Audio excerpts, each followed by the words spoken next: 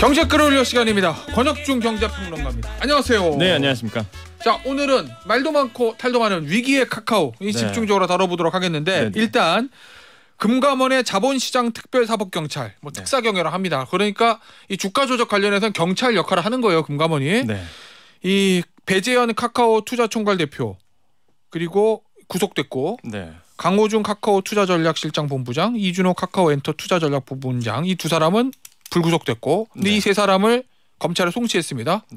자본시장법 위반 혐의를 적용해서 결국 지난번에 그 카카오하고 하이브하고 SM을 누가 가지느냐 가지고 여러 가지 경쟁이 있었는데 맞습니다. 그 과정에서 카카오가 주가 조작을 했다. 이 얘기인 거죠. 지금 금감원이 보고 있는 혐의는. 그렇죠. 이제 공개 매수를 이제 방해했다. 불법적인 방법으로 이렇게 이제 혐의를 보고 있는데 어떤 내용인지 그거부터 간략하게 좀 소개 좀 해주세요. 일단 이게 이해를 하시려면 SM 경영권 분쟁부터 좀 보셔야 되는데 2월 초였어요. 이제 그 당시에 SM 경영진이었습니다. 이성수와 이제 탁형준 공동 대표였는데 이분들께서 이수만 총괄 프로듀서 나가라. 그러면서 이제 SM 3.0을 발표를 하는데 그 당시 이유가 뭐였냐면은 이수만 총괄 프로듀서가 이제 개인 회사가 있습니다. 그 개인 회사에다에게 지재권 그러니까 저작권 명목으로 해서 이제 돈을 줬는데 그게 이제 SM에 심각한 손해를 깊었다. 그러면서 이제 나가라 했던 거죠. 그러니까 경영권 분쟁이 그때부터 이제 일어나기 시작하는데 그래서 이사회를 열어갔고요. 그 당시에 이제 유상증자 얘기도 하면서 전환사채 발행하면서 카카오 쪽으로 지분을 넘기려고 했었습니다. 그러다 보니까 참 이수만 총괄 프로듀서가 이제 난간난 거고 카카오가 SM 지분 이제 9% 정도로 이제 그렇게 되면 확보하게 되고 2대 주주가 되고요. 그 다음에 이수만 총괄 프로듀서가 18.49% 정도 있다 보니까 1대 주주였는데 이수만 회장이 밀리게 돼 있는 거예요. 그래서 이제 그 당시에 이제 경영권 분쟁이 나면서 이슈였죠. 근데 그 당시에 이제는 이수만 회장이 쫓겨나갈 상황에서 백기사가 한 명 등장합니다. 그게 바로 이제 하이브 방시혁 의장이에요. 근데 방시혁 의장이 이게 많은 분들이 그냥 작곡가 뭐 하이브의 뭐 의장 이렇게만 알고 있는데 이분 대단하신 분이거든요, 사실. 왜냐하면 일단은 넷마블 창립자 방준혁 의사가 있어요. 이사회 의장인데 이분이 이제 친척 형이에요. 그러니까 이미 이름이 그러네. 방준혁, 방시혁. 네, 그래서 이미 그 주식 시장에서는 굉장히 똑똑하다 이렇게 좀 알려져 있는 분이 이제 방시혁 의장이거든요. 하이브의 의장. 그다음에 아버지죠. 방시혁 의장의 아버지가 또 아시겠지만 노동청장 하셨고 이사장 하셨거든요. 그러니까 굉장히 그 로열 계열이에요, 사실. 집안들이 다. 외삼촌도 사실 국회의원 하셨고 그러다 보니까 사실 이 방시혁 의장이 등장하면서 굉장히 긴장할 수밖에 없는 거예요. 카카오 입장에서는. 그때부터 이제 카카오가 좀 꼬이기 시작합니다. 그래서 그 방시혁 의장이 그 당시에 들고 나왔던 게 공개 매수하겠다. 그래서 지금 보면 12만 원에서 이제 공개 매수하겠다. 고 발표했었는데, 근데 그 당시 SM 주가가 9만 원 선이었거든요. 그러니까 12만 원대로 이제 공개 매수하겠다고 하이브가 발표를 하니까 이 개인 주주들이 이제는 이 주식은 무조건 한 주당 12만 원이야. 그렇게 된 거예요. 그러니까 당연히 이제는 주가가 뛰기 시작합니다. 12만 원 이상으로 뛰죠.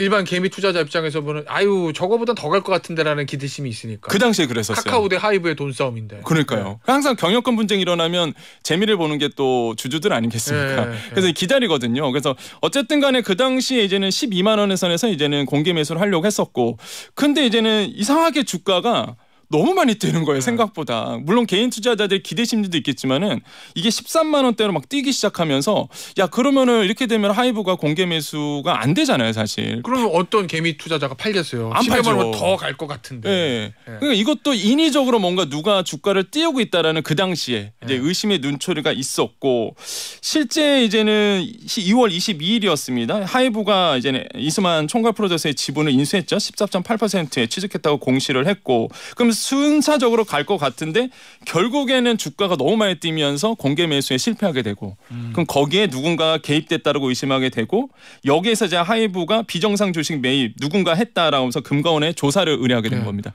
그게 이제 조사가 된 게 지금의 이제 상황이다라고 보시면 되겠고 결국 저 하이브가 12만 원을 공개도 못하게 카카오가 주가를 일부러 끌어올려가지고 하이브의 공개 매수 방해했다 이거잖아요. 거죠. 그런데 그 이후에 하이브가 고발했어요? 진정을 냈어요? 진정을 냈습니다. 근데 그 이후에 하이브하고 카카오는 타협했잖아요. 타협을 했죠. 결국에는 뭐 하이브가 공개 매수해서 못할 수밖에 없는 게 주가가 뛰다 보니까 팔진 않잖아요. 그럼 당연히 이제는 하이브가 손 털고 나올 수밖에 없어요. 그래서 이제 3월 12일이었죠. 이제 하이브가 경영권 인수를 포기하게 되고 그 지분을 전량 카카오 쪽으로 넘깁니다. 카카오가 그걸 인수하면서 3월 28일이었죠. 39.87%로 해서 최대 주주가 돼요. 그러면서 이제 이게 사건이 딱 끝날 거로 봤는데 그런데 카카오는 그렇죠. 특사경에서 이제는 이거는 문제가 있다라고 보고 공개매수 방해했다라고 보고 있는 거고 이게 그러면서 이제는 김범수 의장도 조사를 받았어요. 그렇죠. 미래 이니셔티브 센터장이 이제 조사까지 받는 상황까지 이제 오게 된 겁니다. 자, 근데 권평론가, 우리 이제 M&A 시장에 승자의 저주라는 얘기 있잖아요.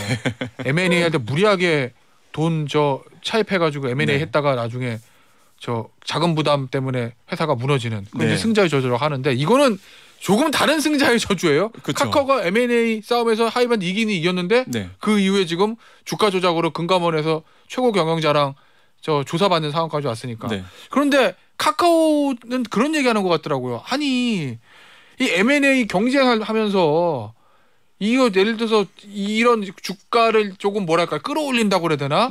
이런 부분들은 항상 있는 일인데 이걸 왜 주가 조작이라고 보냐?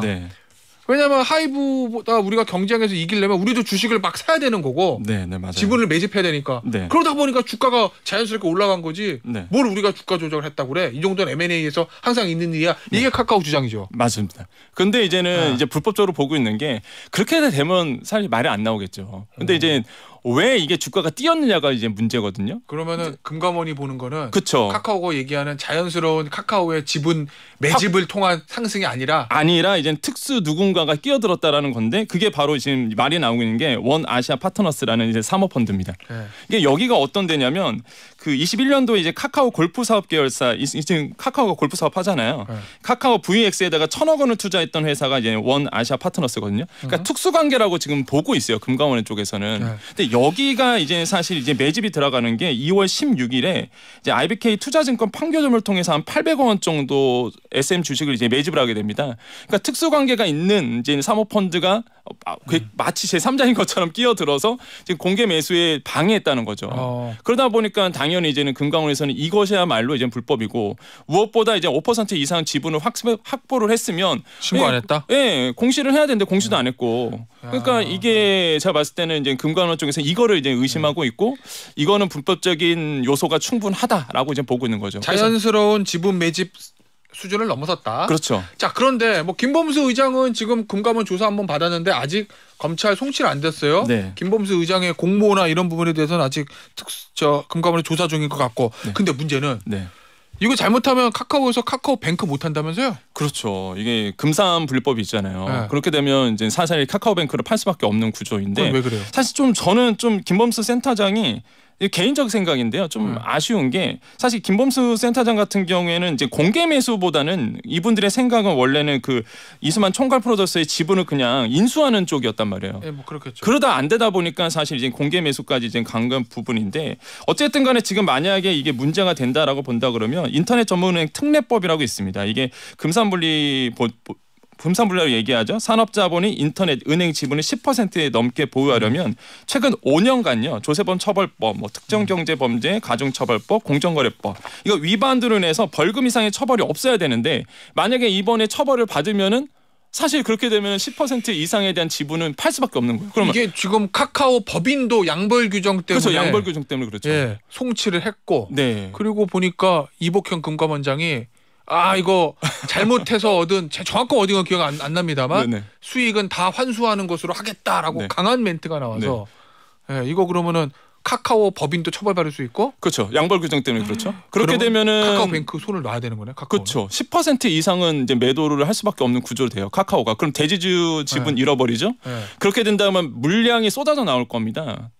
물론 블록딜을 하겠지만은 아무튼간에 물량이 쏟아져 나오면 개인 투자준들은 진짜 뭐 날벼락 맞는 거고요. 그다음에 또 하나 특징이 보셔야 되는 게 2대 주주가 있어요. 한투증권인데 한투증권 같은 경우에도 딱 카카오보다 한 주 적거든요. 그러면 거기가 대주주네요. 그렇죠. 그렇게 만약에 대주주가 되면은 이제는 그 한투를 가지고 있는 한국금융지주가 있는데 은행 지주회사가 됩니다. 그렇게 되면은 그러면은 규제가 엄청 들어오잖아요. 그 증권회사가 은행을 가지는 꼴이 되니까. 그렇죠. 그러면은 제가 봤을 때 여기도 매도할 거예요. 물량 엄청 쏟아 나올 건데 그렇게 되면. 그러면 카카오뱅크 이름도 바뀔 수도 있네. 그러다 보니까 제가 봤을 때는 개인 투자자한테는 엄청난 뭐 재앙 같은 일이 일어날 수도 있다. 알겠습니다. 그래서 이게 참 큰 이슈긴 합니다. 알겠습니다. 자, 오늘 경제 끌어올려 시간은 여기까지인데요. 오늘 경제 끌어올려 코너가 오늘이 마지막입니다. 네. 네, 저 권평론가 4월부터 함께해 주셨는데 너무 감사드리고요. 마지막으로 청취자들에게 인사 좀 해주세요. 네, 정말 김태원의 정치쇼 함께하면서요. 정말 큰 영광이었고요. 정말로 많은 분들에게 시사적인 부분, 그다음에 경제적인 부분에 대해서 정확한 정보, 정말 균형 있는 정보를 알려준 것 같아서 저한테도 굉장히 뜻깊은 시간이었습니다. 감사합니다. 권혁중 경제평론가였습니다. 감사합니다. 네, 감사합니다.